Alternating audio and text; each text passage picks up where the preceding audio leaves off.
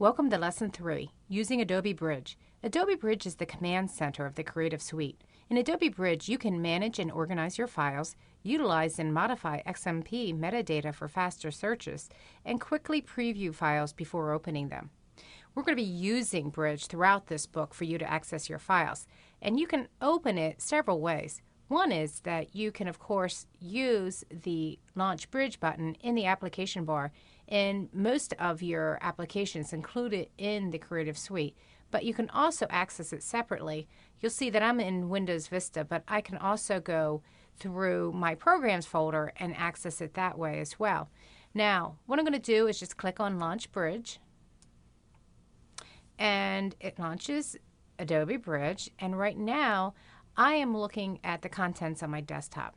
I could just as easily click on Documents or Computer, and it would act as a directory system, just like you're used to working with. But the really great thing about this is that not only can I see my folder system and navigate through it, but I can also open up the contents of these folders, and a thumbnail is provided for each one of these images. Whether they're Photoshop documents or not, it doesn't matter. What I'm also seeing is a little bit of information, such as a preview, and then file properties, like perhaps you wanted to know when it was last modified, or the resolution, or the color mode. You can find all this information out prior to launching Photoshop and then opening up these files. Now, the first thing that I'm going to do is perhaps just create a new folder, because maybe I want to organize these a little bit better. And so I'm just going to go and click on the new folder icon, and I'm going to call this Music Extras, and maybe I want to put some images in here. So I'm just going to go ahead and grab this image up here, 1381, and hold down my control key and click on 1426. Now, if you're on the Windows system, you could use your control key to select non-consecutive files. If you're on the Mac system, you would use the command key. So I've selected both of those files, and I'm just going to drag and drop them into my Music Extras folder. Now, other things, you'll see that when I double click on this, of course I can open that up, but I can also take advantage of go back and go forward buttons up here, or even choose recent files or folders that I've opened. Now I'm going to go ahead and remain in this view for the PSO3 lessons file, and perhaps I want to take several of these images. I can even click and drag a marquee and right click on them and say I want to stack these.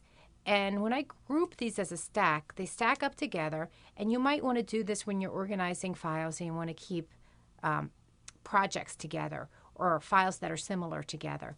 I can also just click on it to open these up, click again to close them, or right click and say, never mind, ungroup from the stack, and then they come back out again. You can also just simply click on these files, and you can rename them at this time if you want. Just again, a lot of helpful organizational tools built right into here.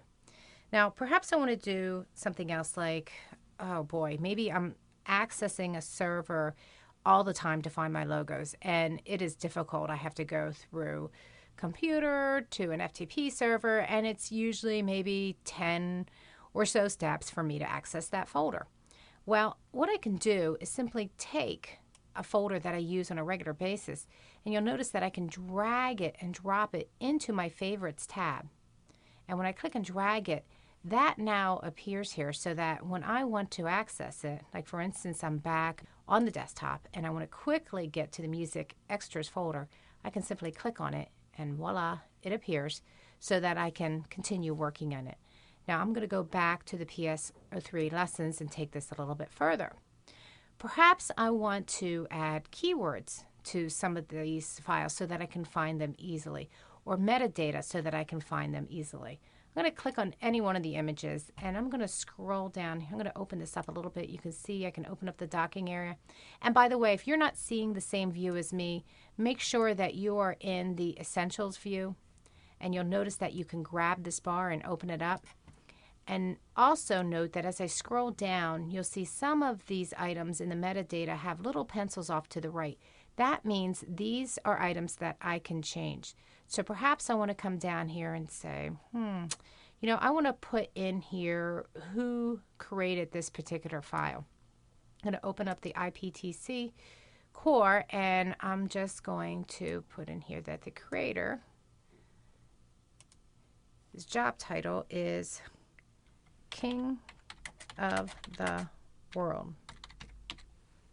Okay. And you can put the creator city in here. This would be, we'll say Cleveland, Ohio, because that's where the King of the World lives. Now, other things I can do, I'm going to first of all say, yes, that's correct. Keywords. I can add keywords. I'll click on the plus sign and type in that I want guitar as a keyword for this particular file and say, yep. Hit the enter key and check it. And that's good. Now, as I'm working in here, why that's helpful, look at this filter panel off to the left. This is extremely helpful. I can come through here, and first of all, it only lists or recognizes items that are in the particular folder that's selected. So for instance, when I click to open up file type, it sees only JPEG files in here. But if I take this a little bit further and click on keywords, it only lists the items with keywords. So I'm not overrun with lots of different keywords that are used in various places, but just in this particular folder, there's the guitar. And I can click on that and show it real quickly. Now, if I add additional keywords to this particular file, here we go, notice that it's added to my list. So it's really intuitive. Date created, all sorts of information that you can find in here, including the metadata that I had put in as well. I can also locate through here. So now, as I'm working in here, perhaps I want to take this a little bit further, and I want to convert all of these fine, wonderful images into a web gallery. You don't have to be an expert in creating a web gallery or even creating HTML. All I have to do is select one of these images, and then I'm going to shift click to select multiple images. Now, at the top of the workspace, there is an output button, and if I click and hold on that, I can choose output to web or PDF, and you'll notice that my workspace changes a little bit. It gives me the opportunity to choose over here in the output panel whether I'm going to create a PDF or web gallery. And in this sample, I'm just going to create a web gallery. And you'll see that I can choose a template. And maybe for this, I just want to create a Lightroom Flash gallery or an HTML gallery. I'll go with just an HTML gallery. Keep it simple. And now I can come through here and name what I want to call this. Maybe this is Guitar Gallery. And this is information that will actually show up in your HTML pages when you're done. So you might want to come in here and enter some real detailed information, especially your address and your contact name. But I can come in here and choose all the preferences that I want to set this up. And in this case, what I'm going to do is save this all to a disk. And I'm just going to choose Browse, and I'll go out to my desktop. There we go. And on my desktop, go into my PS03 lesson file, and there is a folder that's just sitting there waiting for me to use. Or you could create a new folder, it's up to you. But I'm going to use that folder that's there. And then press Save, and it goes to work. And so it's going through and building the images for me. It's building the pages for me. It's building the navigation tools for me.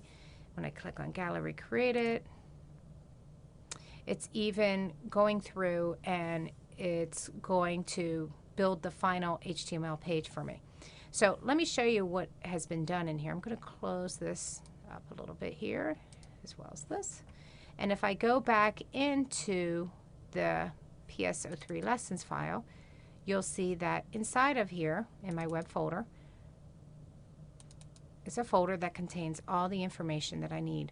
I can upload this myself. I could have even uploaded it directly in Bridge, or I can give it to somebody to upload if I'm working with a web person.